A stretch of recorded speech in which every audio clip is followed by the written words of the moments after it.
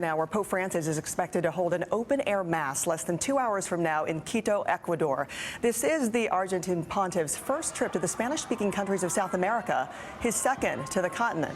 Yesterday, he celebrated his first public mass in Ecuador's largest city of Guayaquil. Hundreds and thousands of people there attended in 90-degree heat as he praised families to be the bedrock of society. NBC's Ann Thompson is in Quito, Ecuador there, and nearly 1 million people attended. As you can see, we can hear the music and the crowds gathering already.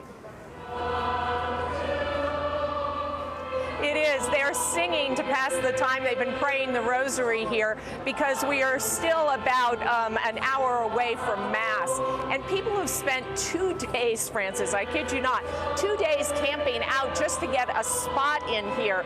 There was a tent city that sprung up outside Bicentennial Park as hundreds of or tens of thousands of people waited.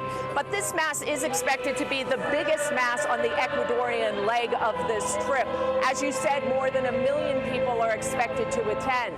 Last night, after his trip to Guayaquil, Pope Francis came to the presidential palace here in Quito, and he met with Ecuador's President Rafael Correa.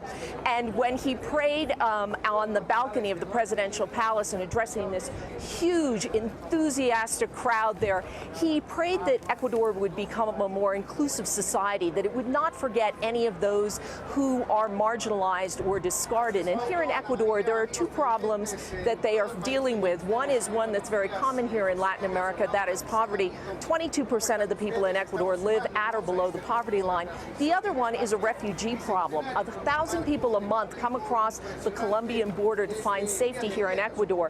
While they may find some safety, they say they also find discrimination. They have trouble finding jobs, reestablishing that life. And so Pope Francis urged everyone to be inclusive here in this country. He says Mass today, that's expected to last about an hour and a half, and then he has some downtime this afternoon, and he really needs it because he's had a very busy schedule. He'll have more events tonight. Francis? All right, Ann Thompson, and thank you very much for that update.